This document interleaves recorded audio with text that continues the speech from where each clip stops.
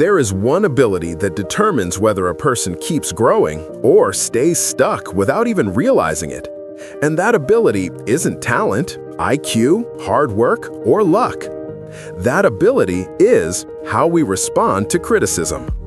The funny thing is, almost everyone can work hard, but only a few can accept criticism without feeling attacked. Many of us build an automatic defense every time someone gives us feedback. It feels like being stabbed, belittled, or unappreciated. We instantly think, they don't know anything, or why did they say it like that? Or I already tried my best, why is it still not enough? But actually, if we pause for a moment, if we calm our hearts, we'll realize that criticism doesn't always come as an attack, and not all criticism is meant to hurt. In fact, the ability to receive feedback properly is one of the most valuable skills in your career, social life, and personal growth. It's a major separator between people who stay stagnant and those who slowly but surely rise to the next level. And if criticism always feels painful to us, maybe the problem isn't the criticism itself, but the way we see it. There is a huge misunderstanding that makes criticism feel painful.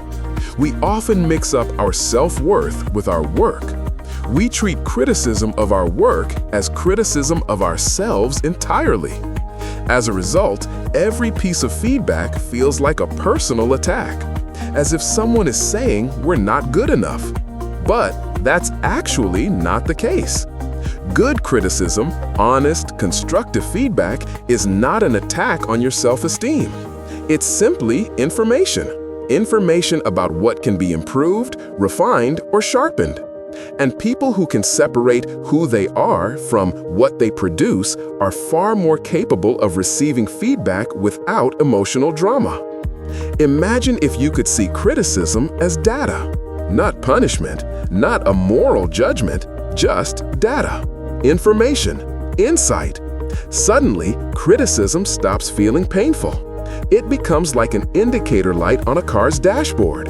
Not a sign that the car is bad, just a signal telling you what needs servicing.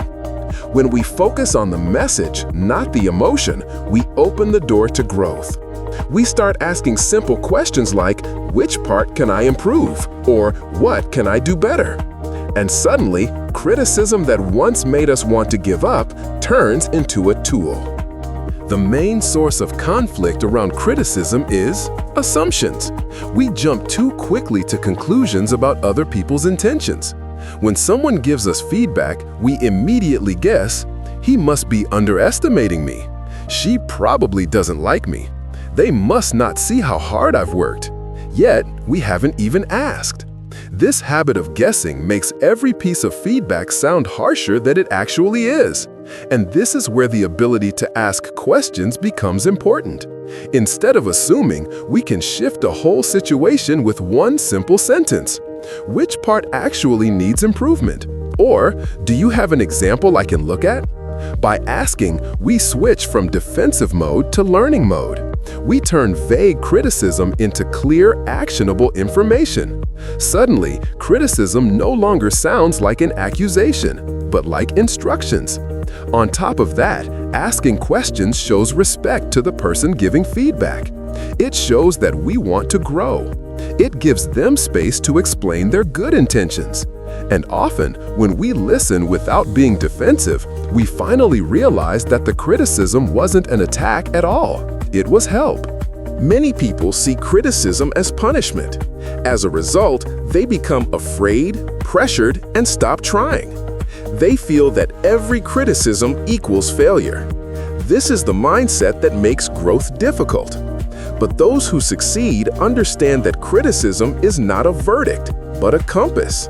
A compass doesn't scold us, it doesn't punish us, it doesn't say we're wrong.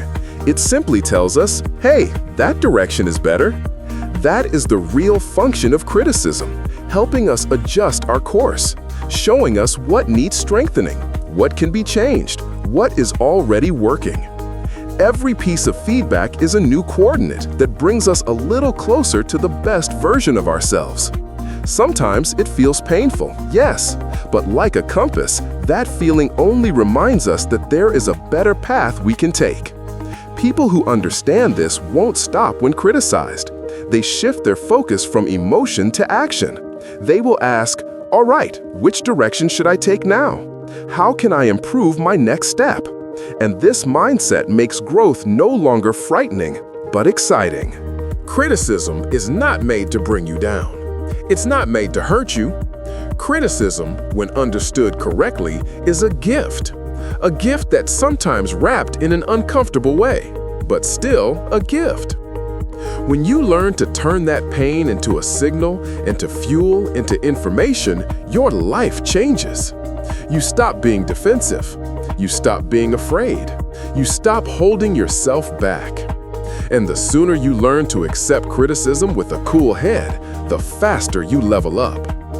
Big changes in life often begin with a simple skill: listening without getting angry.